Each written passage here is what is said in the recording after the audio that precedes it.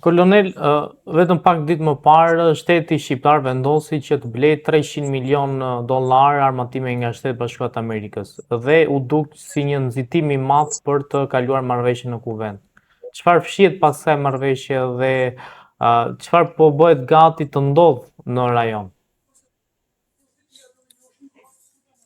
Një njeri që pranon të dalë në televizor do të ketë shumë informacion të sakt. E dyta, tjetë krejtësisht i paanshëm dhe me asnjë lidhje partijake, po tjetë adhdetar, intelektual dhe i fushës që diskuton. Pra unë kur dal krejtësisht i pavarur, vetëm objektiv Shqipërinë dhe unë tim. Dhe mi bazën e fakteve të pakontestueshme bëj vlerësimet e sakta për interesa kombëtare dhe të askujt. Qeveria Rama nuk ishte plotësuar detyrimin me 2% të ardhurat kombëtare për NATO-n në vitin 2025. Kishte plotësuar 1.61. Vetëm 3 shtete nuk e kishin plotësuar që deklaroi sekretari përgjithshëm i NATO-s Ruter, Shqipëria, Çekia dhe Slovenia. Përpara këtij fakti Edi Rama mori revanshin që përpara se të bëhej samiti i NATO-s Turqi, të bënte rritjen e këtij buxheti dhe një diskutim që kishte gati 2 vjet për një bashkëpunim fushën e mbrojtjes, kërkoi një borxh me 302 milion euro, jo nga ministria, po nga Agjencia e Mbështetjes së Sigurisë me Shtetet e Lehta të Amerikës. Dhe vendimin e qeverisë ishte marrë në datën 19 dhe ky e zvarriti për ta prur në një ditë me urgjencë, duke shkelur vendimin e gjykatës kushtetuese, që thotë nëse kuvendi ka urgjencë, duhet të paktën 1 javë studimi i materialit sekret, konsultimet dhe për 1 javë të votohet në kuvend. Pra, skenaristi Edi Rama na e bie e kërkon brenda ditës. Na e quan tepër sekret. Deputetët nuk i vendosin tavolinë, po e mban sekretari për të krijuar konflikt, siç ndodhi. Dhe joja në emër të Amerikës do t'i hedhë hi popull shqiptar.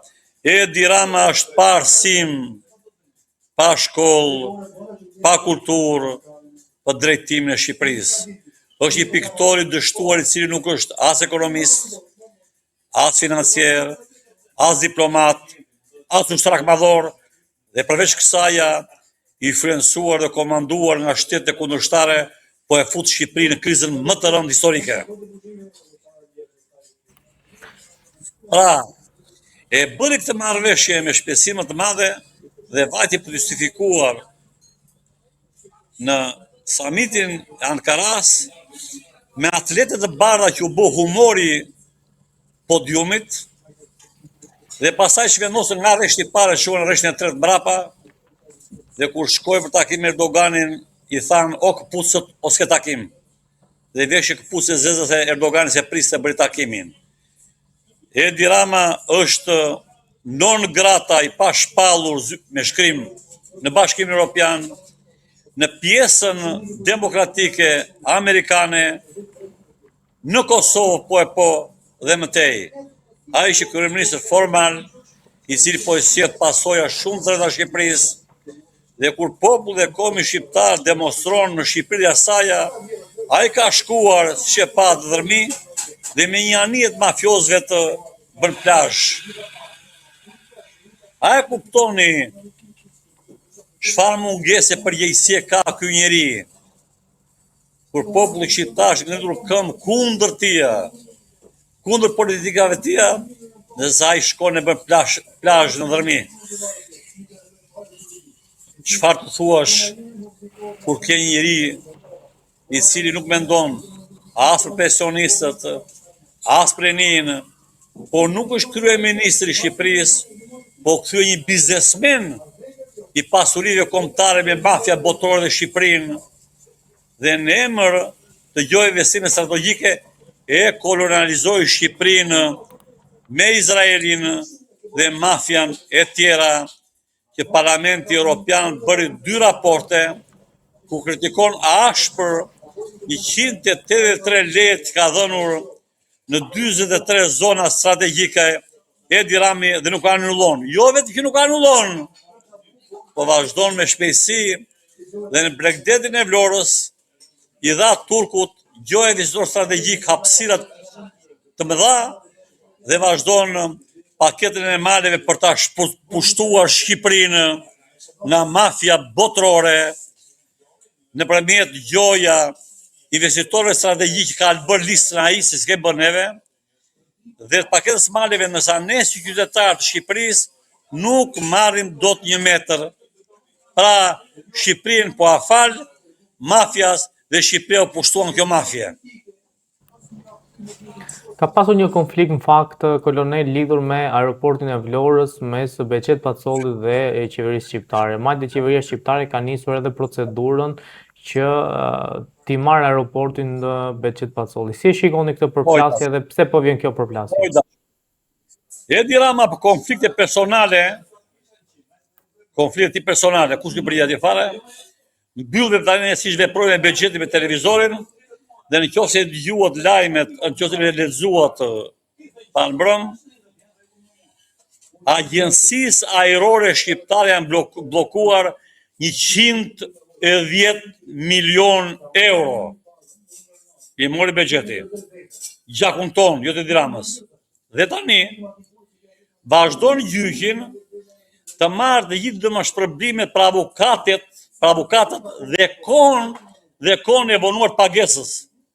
Pra ven nga 110 janë dhe 30 milion të tjera 120 milion. Tani, të njëjtën gjë po bën me Beqetin, dhe Beqeti deklaron në televizor. Do ta çojnë gjykatën ndërkombëtare dhe gjoba është 10 miliardi euro. 500 milion euro. E sigurt, do ta fitoj gjyqin, pensionistët të vdesin pa pension në Shqipëri, rinia, largota Shqipëria, mbret Edi Rama me mafia botërore. Ky është objektivitetia. Është strategji e vazhdimit të thellimit të krizës ekonomike financiare për popullin e thjeshtë e ndershëm, pasurimi i kësaj garde qeveritare, që nuk është qeveritare, por është kthyer një organizat të krimit të organizuar shtetëror dhe çoi vendin në këtë gjendje. A e dini juve sa është borxhi i jashtëm i Shqipërisë dhe sa janë detyrimet që ka humbur Shqipëria në gjyqin ndërkombëtar? E di shifrat? Borxhi i jashtëm i Republikës Shqipërisë nga kryeministri jashtë quajtur Edi Rama është 16 miliardë e 400 milion euro dhe çdo shqiptar që ka shtësi shqiptare brenda dhe jashtë shtetit ka një borxh për 6.600 euro. Ti, babaj, grua, fëmijë, secili ka këtë borxh, djalo. Ndërsa tjetra po shkojnë gati 400 milion që ne do paguajmë gjykata ndërkombëtare nga krimet që bën Edi Rama me institucionet e huaja dhe shqiptarë që humben gjithë gjyqet dhe për vete ti jeton në qiell me avion, ndërsa pensionistët të fshat me 100 euro për luftë për bukë, pensionistët qytet me 200 euro luftë për djetuar. 780 pensionistë, ndërsa me genocidin ekonomik që bëri, duke lënë rinin pa pur dhe paguar për ditë hallit, 2.100.000 shqiptar lana dheun dhe shtresa e varfër dhe mesme në Shqipëri bënu thërbuk, dhe sa rinia braktisi prindrit e tyre duke lëndur pa fëmijë. Kush e ka bërë këtë tradhtim shumë se kaq? Sepse po të ishe i ndershëm do shikonte këtë popull e ngritur këmbë, do jetë dorëheqjen. Dhanë 7 kryeministra anglezë në 10 vjet dorëheqjen për debate dhe mendime të kundërta, dhe jo për krim dhe vjedhje galopante. Ndërsa ky zotëri ka pushtuar Shqipërinë dhe ka 13 vjet dhe do të vazhdojë akoma tej. Kur kancelara gjermane në vitin e 9 ja bëri me dorë popullit të saj. Miru pafshim populli im, duke rritur me qenë në zakonshme, po çdo njeri ka një fund, aq mund të vazhdonte. Ndërsa ky do të jetë i përjetshëm dhe përjetësinë e tij tani e ktheu të pasurohet me bandën e tij në mënyrë të zakonshme, popull që largohet nga Shqipëria, të vinë vietnamez, parasenez, aziatik afrikan, të ndryshojnë dhe gjyra dhe gjua e Shqipërisë, dhe ky është fundi tragjik i këtij vendi. Pra, konsullata që po hap në Shkodër. Në Shkodër është vazhdimi i kësaj strategjie, i realizimit të dy strategjie që Shqipëria të vazhdojë shpërbërjen dhe shkatrimin e saj dhe të huaj të komandojnë këtë pjesë ka ngelur. Tani, nuk është e lehtë, e thashë kanalit tjetër, që një kuadër këtij niveli që kam qenë unë të shpreh këto mendime. Unë nuk jam njeri i cili vjen nga rruga dhe me pasione, jo. Unë jam një kuadër dhe biri këtij vendi që më ka arsimuar ADU-in brenda dhe jashtë shtetit 16 shkollë. Që kam punuar në zbulimin strategjik 9 vjet për mbrojtjen e ADU-t jashtë shtetit dhe 7 vjet atashe ushtarak i parë në rrugën e Turqisë. Që kam botuar 9 libra shumë të thella. 9 libra që janë rresht nga e para dhe në fund trajtojnë vetëm problemet e sigurisë, mbrojtjes dhe diplomacisë shqiptare që drejtora Golli i quhen dhe libra tepër të veçanta kush gjallë. Pra janë këto vlera arsimore, kulturore dhe midisa adetare që unë flas me dhimbje dhe shpreh këtë fund të adheutim. Pra, është fatkeqësi e madhe kur njerëz të tillë papërgjegjshëm dhe kthehen në këtë armiqësi adetare, anti-shqiptare, anti-njerëzore të Shqipërisë, që jo vetëm paguan me taksat tona, po shkatruan gjithë pasurinë kombëtare, nën toksore dhe mitoksore. Sa lek merrni juve dhe populli i dashur nga karburantet, naftrat nën toksore në firmat e tjera?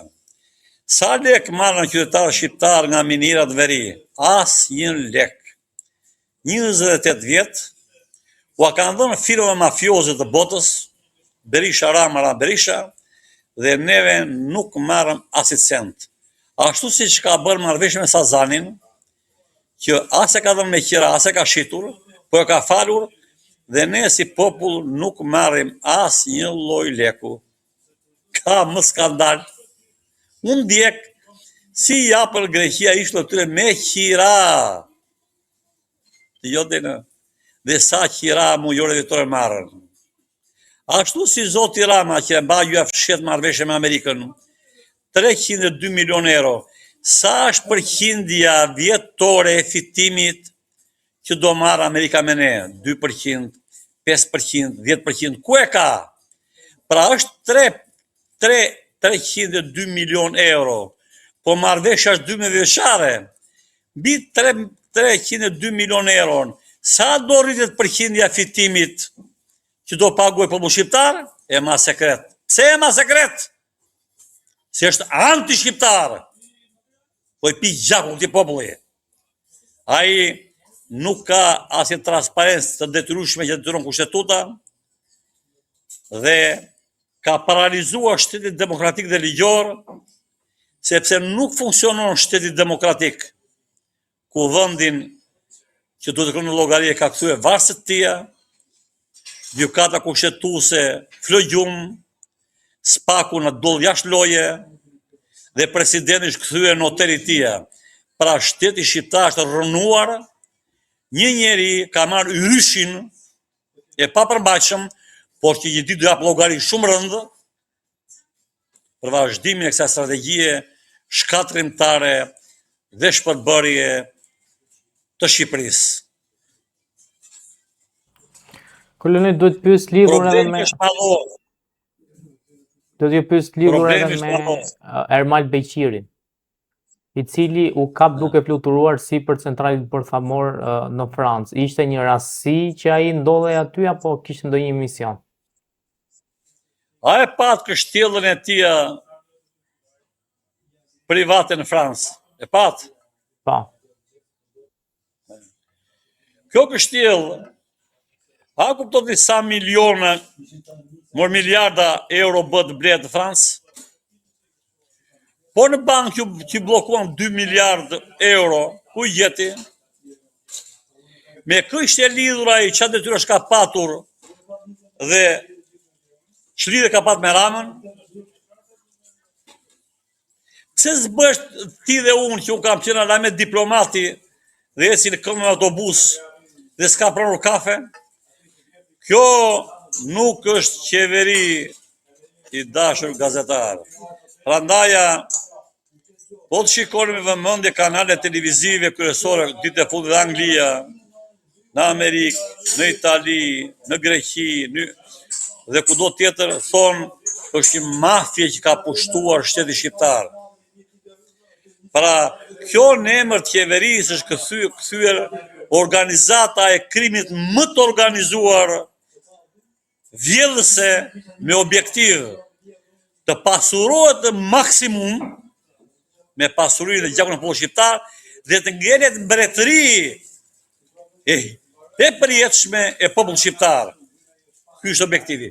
Kryeministri i Shqipërisë u vërtetua që nuk ishte kryeminist, po ishte krye biznesmeni i Shqipërisë për faljen dhe shitjen e pasurisë kombëtare, për të pasuruar me këtë bandë që rrethon me ballukun që po vërtetohen për ditë dramat e mëdha të vjetës komunizmit. Ne kaq dim, po sa gjëra të tjera të mshefura, që është e tmerrshme që ky vend kaq i pasur, e cila në raport me sipërfaqen që ka dhe popullsinë dhe pasuritë kombëtare do ishte sot Zvicër, dhe është populli, jo e dirama me qeverinë, më i varfër në rajon dhe në Europë, dhe të ardhur mesatare të popullsisë thjesht barazohen me Afrikën e Veriut, jo të Jugut, dhe Shqipëria po pushtohet nga afrikanët, nga vietnamezët, të cilët po vinë kanë pushtuar kafenet e gjitha që japin so buk, ndërsa pasuritë kombëtare dhe pasuritë strategjike po i pushton Izraeli, gjoja në emër të investimit strategjik. Edhe pse kombi dhe populli shqiptar është ngritur këmbë kundër tija, të realizojë dhe objektivat fundore që vënë në pikpyetje ekzistenciale Shqipërinë dhe marrëdhëniet e bashkëpunimit të kombit shqiptar. Unë jam diplomat, dhe aq më shumë diplomat ushtarak, dhe njoh mjaft mirë konventat ndërkombëtare se ku ngrihen konsulatat, legatat dhe ambasadat. Ngritja e konsulatës të një shtet ku ka ambasadë, pra Serbia ka ambasadë në Tiranë, dhe Shqipëria është një vend me hapësira shumë të vogla,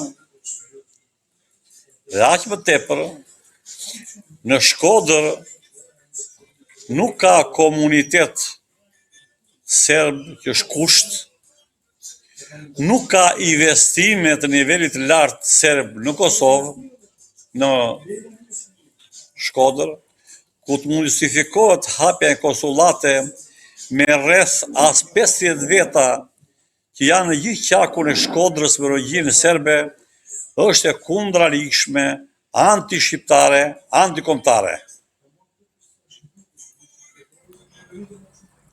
Kolonel, pse ky vendim? Pra pse e ka marrë qeveria shqiptare këtë vendim?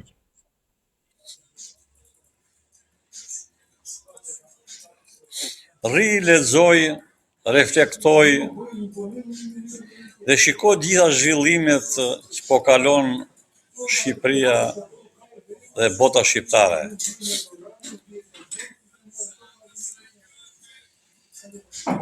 Edhe pse jam I kësaj fushë, nuk e mendoja kurrë që një njeri që ka paguar nga taksa paguesit shqiptar pa kryeministri I Shqipërisë nuk është më ai, është formalisht, do vazhdon dhe këtë revansh të gjithanshëm, politik, ekonomik, diplomatik dhe ushtarak që ka vënë në pikpyetje ekzistenciale Shqipërisë. Pra, edhe ky vendim pas një lloj transparence, po e mësojmë këtë vendim neve nga ministri I jashtëm I Serbisë, tregon fshehësinë e madhe që ai merr vendime të kundralishme anti-shqiptare. Sepse unë kam punuar shumë vite jashtë shtetit, 2 sistemet. Ndjek sot të gjithë shtetet kufitar dhe mëteja. Shikoni çdo lloj vendimi dhe çdo ligji që bën ky njeri I bën fshehurazi. Dhe ato shpërthyen kur mbriti kulmin me Sazan dhe Zvërnesin dhe janë vazhdimësi e njëra tjetrës. Pra, ne kemi bëjmë një strategji politike të këtij kryeministri, I cili ka braktisur aleatët strategjik me në krye Amerikën, Turqinë dhe aq sa është strategjike Italia dhe bashkëpunon me ato shtete të cilat të kanë objektivat e tyre për vazhdimin e realizimeve të qëllimeve strategjike me në krye Serbinë dhe pjesërisht me Greqinë. Pra, është një vendim I kundralishëm, antikushtetues dhe anti-lishmërisë ndërkombëtare për hapjen e konsullatave. Gjë e cila është vendosur shumë më shpejt dhe serbët në Kosovë po bënin përgatitje dhe godinës dhe vend ku do vendoseshin për të vendosur dhe për të krijuar agjenturën e tyre efektive, fizike në Kosovë për vazhdimin e politikës së tyre kundër Shqipërisë në ato rajone.